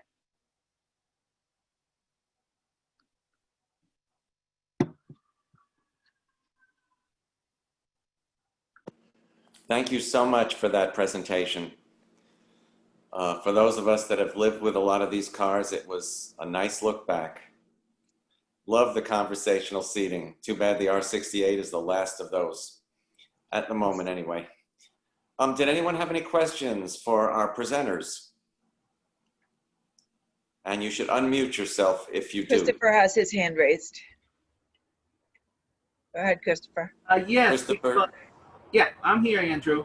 First of all, I'm a big fan of the Trains and Museum because couple of those pictures, one was the when you showed the 3-car train, that was the parade of many metal trains along the Brighton line. That's between where me and Stuart are in that part of Brooklyn. But I have to say that train was actually, there was a first year that I think it was the first set of trains had a race with the R160. So it was like a race to the Brighton station, and they both came in evenly out. So that was like a nice race, old versus new. And regarding the R32, as Jason, me, Andy Byford, we were on that day of that train. That was actually, people were going like, wait a minute, something's wrong with the newer trains? No, this is the retiring this train for the last trip it did. At least, that train is still moving around, putting garbage around, but at least it's doing something really fun. And I know you guys have a fantastic education for even with people with disabilities, even early childhood, because you have a wonderful group and team there. And I hope we can still continue doing that in the future. Hey, Christopher, Thank you. Yeah, thank you so much for the kind words. We love doing the excursions and the trips. And again, I have good faith that in good time we'll be getting right back to them, so you and everyone else can come and join us again soon. Always will be there. We look forward to seeing you. Yes, I like your background. Thank you. Did anyone else have a question? No. Well, thank you so much, Thank you all folks, so for your much. presentation, and we hope to be there in person soon. Great. We look forward to seeing you, and thank you for allowing us to present today. Yeah. And thank you Thanks. for putting the jingle for the plane to the train in our heads. Thank you everyone for having us. Much appreciated. Thanks so much. All right. We should move to old business now. Does anyone have an item of old business? Hearing none. Andrew, Does I that- do have old business.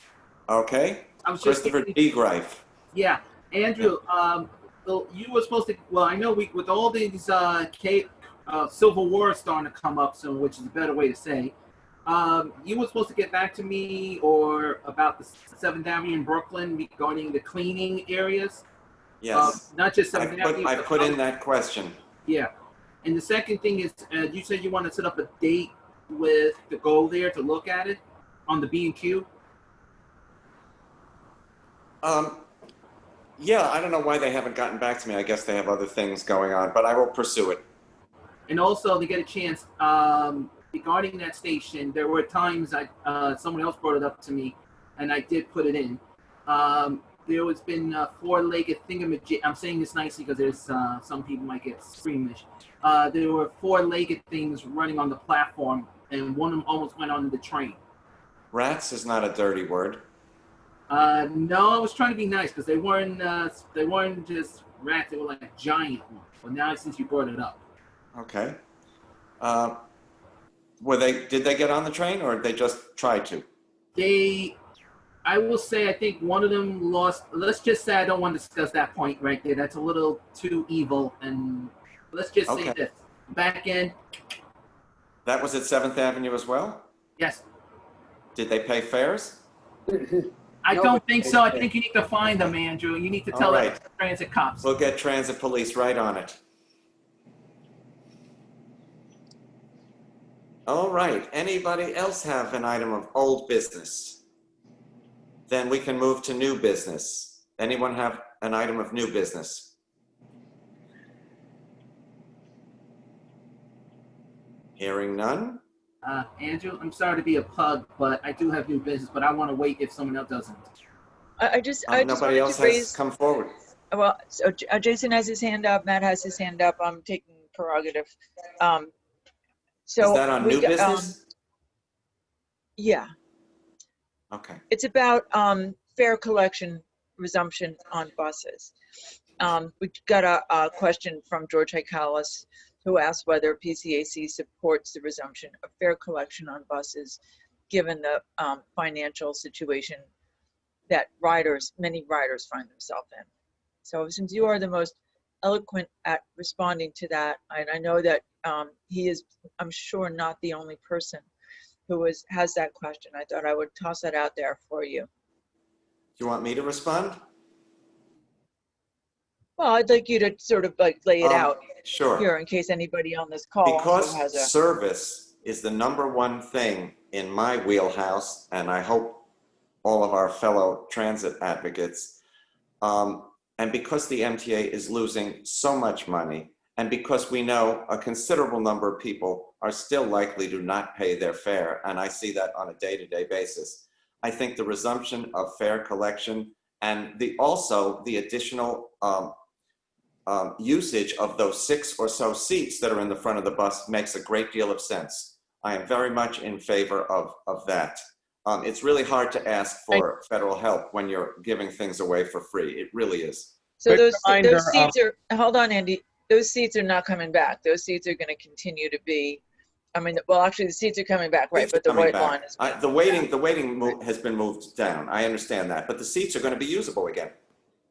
Just a quick reminder, bus collection will start this Monday on the 31st. That's when they are resuming. That is correct. Just want to make everybody in the council aware. Plexiglass and other shields have been installed to protect drivers from passengers and vice versa.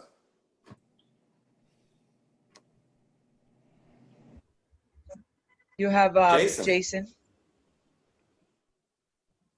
Yeah. Hello, Jason. My question will be, as fare collection resumes, we will see more overcrowding on buses?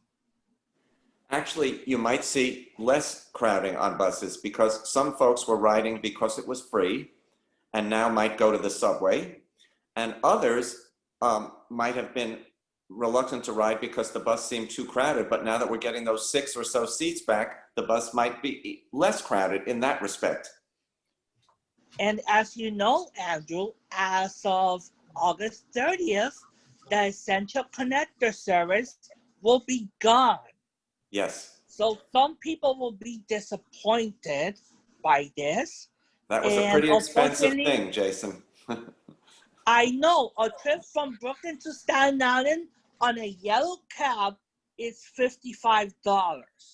How much is it on an Uber? On an Uber could be between $60 and $80. More than a yellow cab. Wow. That all depends on the time of day, Andrew. Because remember, they Yes. use a search rate. Yep. And Surge pricing.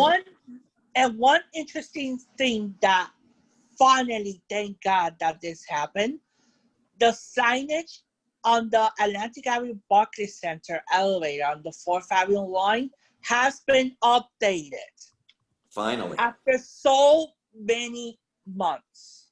That's Thank good God news. that this is updated. And by the way, I've been seeing, I spoke earlier to Jose Martinez. He was this morning early at Penn Station, and he saw homeless folks in the platform on the 8th Avenue side. Yeah, I've been told that the 1 a.m. to 5 a.m. shutdown, which removes everybody from the trains, has actually caused some homeless to accept services such as medical and housing. So while you will still see some, there are far fewer in the system than there were prior to the shutdown. I hope those unfortunate folks are getting the help they need, because that was one of the only things to compel them. It's a shame the city didn't take care of them earlier. Yeah, it is a shame that the MTA is wasting I don't know how many millions in a contract with the Bowery Residents Committee. We don't see them as often as before. Let me just answer a question that Bert, one of our members, just put up about Omni. Supposedly all payment types, all ticket types of Omni should be in place by the end of this year, end of 2020, which means time-based, reduced fare, and all of the other options that are available on MetroCard should be on Omni by December 31st. Al Poutre. Not on Long Island Railroad and Metro North. They won't be usable on those. I'm talking about subway and bus at the moment. But I look forward to the time when that one card can be used on all services. And you won't have to, you'll be able to reload it. You won't have to go to a machine. You won't have to touch surfaces. Of course, I hope by that time we're done with this pandemic, but this will be very fast. I did see somebody with an Omni application on their phone at my home station, tapping and trying to get it to let him in, and it was not working. Whereas I had an Omni card and I just tapped my way in and it worked fine. So it works great on the cards. I hope they can make it work on the phone applications very soon. Andrew, it's Stuart. All right, you've got Yeah, Stuart. I don't know how to raise my hand. Sorry about that. Hey, Still Stuart. learning. Very quick question. With the discussion by the board, was there any talk about our Atlantic ticket or any rollbacks on this type of No. fare meeting? Did No? not come up at all.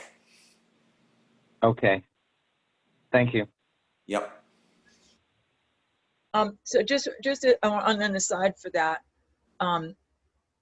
we've raised on the Long Island Railroad Commuter Council side a number of times that there needs to be better announcements that all fares on the Long Island Railroad are off-peak, because people are still paying full peak. And so it's very similar to the issues that they're having with Atlantic Ticket on their on not being able to put it on e-tix, in that the provider apparently takes forever to install any updates, and we're concerned that by the time excuse me, that they have the off-peak announcement up, that they're going to go back to peak and off-peak fare collection, but that does not address Atlantic ticket. Sharon's got her hand up, and then Andy Pollock and Chris. Yes, please, Sharon. I lost on, oh wait. I'm sorry. There, I missed Sharon. the very You're unmuted, beginning. Sharon. Am I? We hear you. No, no. Now we don't. No, now you've remuted yourself. Unmute yourself again. Only you can do it. And only you can prevent forest fires. Oh, God. You had it before. Just, I've asked you to unmute. If you just hit the unmute button, that should do it. Why don't you enter your question down at the chat? Mute now. But there, yes. I hear you. Perfect. I'm sorry. I'm really sorry. I missed the very beginning. Did we talk at all about 24-hour service? Has it been restored, or any discussion of it? That has not been discussed. Do we know if it's going to resume? The chairman was asked that during, and public speakers raised the issue as we have raised the issue. They are now saying that it is up to the health commissioner of the state of New York to issue an okay to go back. It was the governor and the chairman who had said, as soon as the pandemic is over, we will resume 24-hour service. Now it is up to the health commissioner of the state of New York. So now they're sort of casting off having to make that decision. And of course, that would make it a little more expensive, and finances are obviously the #1 issue of the day. Well, we've continued to ask for information about how long it takes to clean the trains, about information on how long it takes to remove the homeless and get them the service they need, and if there's a way that closures can at least be condensed, and to see a plan for reopening. Metrics for reopening. I've heard metrics for reopening. I've heard people standing on line to get into subway stations at 5 o'clock in the morning. Yeah. The Long Island Railroad is now cross-honoring quietly, silently, to allow people to use their system when the subway system is closed. But A, nobody knows about it, and B, that doesn't work for everybody. Yep. There are 2 new overnight bus services, the M99 and one from the Bronx as well, in addition to the Brooklyn 99 service that will help to get people along some of those congested corridors. But you know, we've asked for metrics. All of New York State is reopening has been predicated on metrics and milestones, and you know, our request is that we understand what those metrics and milestones for reopening are as well.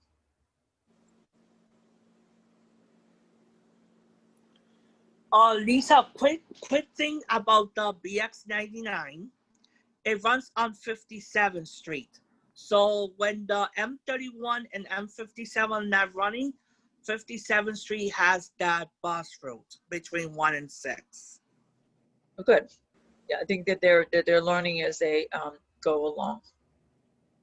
All right. So just a quick comment. Sorry. I wanted to bring up an excellent comment by PCAC member Ellen. She had an excellent comment on Wednesday. I know it didn't make the full board yesterday, but it was a great comment regarding bringing back the individual committees.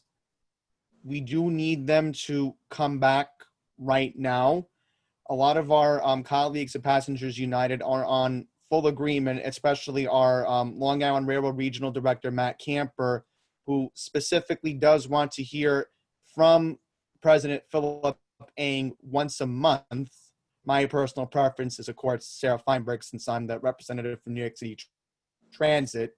So I do agree. We do need to bring back the individual committees, and especially one-on-one time, of course, yours truly with Bob Ferran and Larry Schwartz down the line. Yes, we really missed the committee meetings. You got to talk about issues in depth ask questions of the representatives from the various agencies that can answer your questions. And I think it was good for both the public and for the MTA to hear from people and hear from us. Exactly, because, you know, I would love to just talk to Bob Ferran and just thank him for all the presentations he's been doing recently. So when they do come back, I do hope to do it, hopefully, what Ellen said, via Zoom down the line, hopefully. But you don't want to thank him for the 40% reduction in service, right? No, not that. Just the specific numbers that he's been. Got it. Because I'm just. Andy, thanks very much for that. I appreciate it. And it's such an important, informative place for everybody to understand much more about what's going on and hearing staff speak directly to the questions of a very skilled board. So I appreciate that and keep at it. Yes, and I will say one last thing. I brought this up in the chat earlier. I am glad that Bob yesterday did stress out the $12 billion would go to the first quarter of 2021. So that is a very good talking point. $12 billion takes you through the end of 2021, not Really? the first quarter. So, it's for the rest of 20 and all of 2021. So down the line, we could have discussions by the end of the fourth quarter of going into 2022 about more money, I guess. Yes, and we better have everyone better have their act together by that point. All right. Great, thanks. Matt has his hand raised as well. And then Christopher. Matt Shotgun. Matt, are you there? Going twice. Christopher. Yeah, as the one thing that you mentioned just a few minutes ago about the Omni question, we did hear some updates because I'm on the technology committee for accessibility. They are because they're still working on the card for the half fare. It may not start till next year or possibly next fall because they still have to do certain card testing. There is going to be a picture for that. They on the act. Technology committee, they are supposed to be updating more of the cards into other stations, but only for the full cards first, and then will be the half fare. That's where we are getting the updates on that, on the Omni end. And speaking of technology, also, there are some new devices that are supposed to be coming into stations soon to keep track of. We will have to get more details because the more testing they're doing to keep track for people who have different kinds of disability, from hearing impaired or who cannot, or visually impaired, who cannot see or hear. There's some more coming up. But Chris, Andrew, can you hold that thought? Because I'm almost done. I got to finish and I want to get everything done. Because I want to get to the E-Train. As I put on chat also, the E-Train's public hearing is August 31st and September 8th. That is the link that I put up, which is on the MyMTA info /Jamaica reconstruction. So what they're doing on the web, it's actually starting in September 18th, Andrew. And but we're doing the weekday service. The E will be splitting into two areas, terminating at 179th Street, Jamaica, and Jamaica Van Wyck, which there will be 3 buses, the 54, the 56, and a special shuttle bus. And Jamaica Van Wyck is an elevator accessibility. The one thing that the ACT committee agreed is they're requesting Jamaica Van Wyck to be inspection checked for that elevator because it is famous of breaking down. And then the next station will be 179th Street. That's really hard for them, or Union Turnpike. So that's the one thing that the public, I hope the people who are going to that public hearing understand that traffic needs to be done because the train does hippy-hoppy a little bit on the E on that as well. So that's my new business on that. But regarding the half year Omni, by the way, regarding Atlantic ticket, it is actually on the new app, Lisa, because I actually just looked at it for off-peak and regular peak, because I actually sometimes do go through there to Queens. But it was shown on the new app. Wait, what, Chris, that it's only off-peak? Both. Off and on. Chris, just no, but it's, I'm sorry, Andy, they're only doing fare collection. They're only doing off-peak fare collection. You only have to pay off-peak.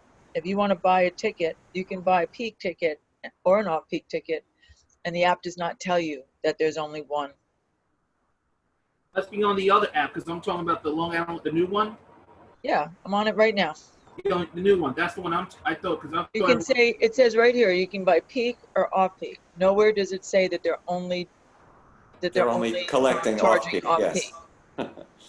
Well, that's another thing that needs to be done because That's what I was saying earlier. Yeah.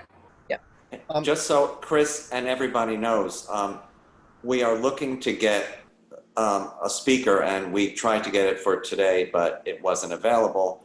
But we want to get a speaker on the new signs, the new Mercury program, and all of the new communications that transit is going to be installing to keep you posted on what is happening, platform by platform, direction by direction, station by station. It's very exciting, and we hope to bring you that in September. Just a quick question. My reduced fare Metro card is going to expire on November 30th of next year. So my only question is there a possibility that the reduced fare Omni would be available for me in December of next year? I'm guessing it will.